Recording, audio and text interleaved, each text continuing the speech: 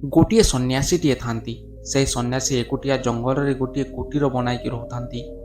ସେ ସର୍ବଦା ଏକୁଟିଆ ବସି ଭଗବାନଙ୍କୁ ଧ୍ୟାନ କରୁଥାନ୍ତି।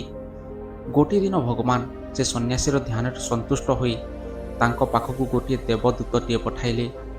ଦେବଦୂତ ଆସି ପହଞ୍ଚିଗଲା ସେହି ସନ୍ନ୍ୟାସୀ ପାଖକୁ ଏବଂ ସନ୍ନ୍ୟାସୀକୁ କହିଲା କି, ହେ ସନ୍ନ୍ୟାସୀ, ତମେ ବହୁତ ଭାଗ୍ୟବାନ, ଯାହାକି ଭଗବାନ ତମର ଧ୍ୟାନରେ ସନ୍ତୁଷ୍ଟ ହୋଇ ମୋତେ ପଠାଇଛନ୍ତି ତମକୁ ବର ଦେବା ପାଇଁ।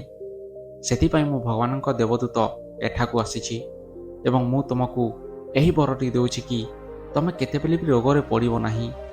ସେହିଠାରୁ ସନ୍ନ୍ୟାସୀ କହିଲା, ହେ ଦେବଦୂତ, ମୋତେ ବରର କିଛି ଆବଶ୍ୟକତା ନାହିଁ, ମୁଁ ତମ ବରକୁ ସ୍ୱୀକାର କରିପାରିବି ନାହିଁ। ସେହିଠାରୁ ଦେବଦୂତଟି କହିଲା, ହେ ମହାତ୍ମା, ତାହେଲେ ଅନ୍ୟର ଉପକାର ପାଇଁ ମୁଁ ତୁମକୁ ବର ଦେଉଛି କି ତମେ ଯାହାକୁ ଚାହିଁବ ତାକୁ ଧନ ପ୍ରାପ୍ତ କରାଇପାରିବ। ସେହି କଥାକୁ ଶୁଣି ମହାତ୍ମାଟି କହିଲେ, ମୁଁ ଭଗବାନଙ୍କ ବାଟରେ କଣ୍ଟା ହେବା ପାଇଁ ଚାହୁଁନି। ଭଗବାନ ଯାହାକୁ ବି କିଛି ଦେଇଛନ୍ତି ତାକୁ ସେତିକିରେ ସନ୍ତୁଷ୍ଟ ହେବା କଥା ଏବଂ ମୁଁ ଏହି ବରକୁ ବି ସ୍ୱୀକାର କରିପାରିବି ନାହିଁ। ଏଥର ଦେବଦୂତ କହିଲା, ହେ ସନ୍ନ୍ୟାସୀ, ଧନ୍ୟ ତମେ ଏବଂ ତମ ଈଶ୍ୱର ଭକ୍ତି, କିନ୍ତୁ ମୋତେ ଭଗବାନ ଏହି ସ୍ଥାନକୁ ପଠାଇଛନ୍ତି ତମକୁ ବର ଦେବା ପାଇଁ, ତ ତମକୁ କୌଣସି ଗୋଟିଏ ବରକୁ ସ୍ୱୀକାର କରିବାକୁ ପଡ଼ିବ।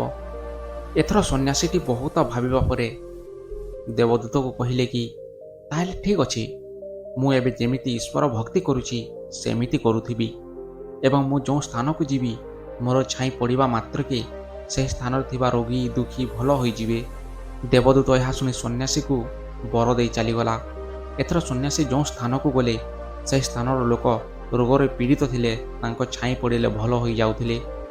ନା ତ ସେ କଥା ସନ୍ନ୍ୟାସୀକୁ ଜଣାଥିଲା, ନା ତ ଲୋକଙ୍କୁ, କି କେମିତି ତାଙ୍କ ରୋଗ ଭଲ ହୋଇଗଲା। ମହାତ୍ମା କେତେବେଳେ ବି ଜାଣିପାରିଲେନି କି ସେ ଭଗବାନଙ୍କ କେତେ ପାଖରେ ଥିଲେ। ସେବାର ଫଳ ସେତେବେଳେ ମିଳିଥାଏ ଯେତେବେଳେ ଗୋଟିଏ ମଣିଷ ନିଜର ମନରେ ଅଭିମାନ ନ ରଖି ସେବା କରିଥାଏ।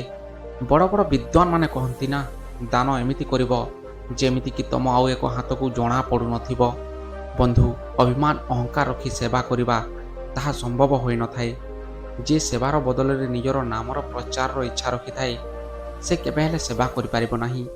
କାହିଁକି ନା କୃତଜ୍ଞତାର ଗୁଣ ପ୍ରତ୍ୟେକ ମନୁଷ୍ୟ ପାଖରେ ନଥାଏ ଏବଂ ଯଦି ତାକୁ ପ୍ରଶଂସା ନ ମିଳିଲା ତ ସେ ସେବା କରିବା ଛାଡ଼ିଦେବ। ସ୍ମରଣ ରଖ, ସହାନୁଭୂତି, ଦୟା ଏବଂ ଉଦାରତା ବିନା ସେବା କେତେବେଳେ ସମ୍ଭବ ହେବ ନାହିଁ। ମହାତ୍ମା ବି କହିଛନ୍ତି କି ଯିଏ ମନୁଷ୍ୟ ଜାତିର ସେବା କରିଥାଏ ସେ ଭଗବାନଙ୍କର ବି ସେବା କରିଥାଏ। ଗୋଟିଏ ମହାତ୍ମା ସନ୍ନ୍ୟାସୀ ବି କହିଥିଲେ କି ଗୋଟିଏ ଗଛର ଚିହ୍ନଟ ତାର ଫଳରୁ ହୋଇଥାଏ ଏବଂ ମଣିଷକୁ ଚିହ୍ନିବା ତାର କର୍ମରୁ। ଗୋଟିଏ ଭଲ କାମ କେତେବେଳେ ବି ଲୁଚିକି ରହିନଥାଏ। ଯେ ସମ୍ମାନର ମଞ୍ଜି ପୋତିଥାଏ ସେ ମିତ୍ରତାର ଫସଲ କାଟିଥାଏ ଏବଂ ଯିଏ ଦୟାକୁ ଅଟକାଇଥାଏ ତାହା ବଦଳରେ ତାକୁ ଭଲ ପାଇବା ମିଳିଥାଏ।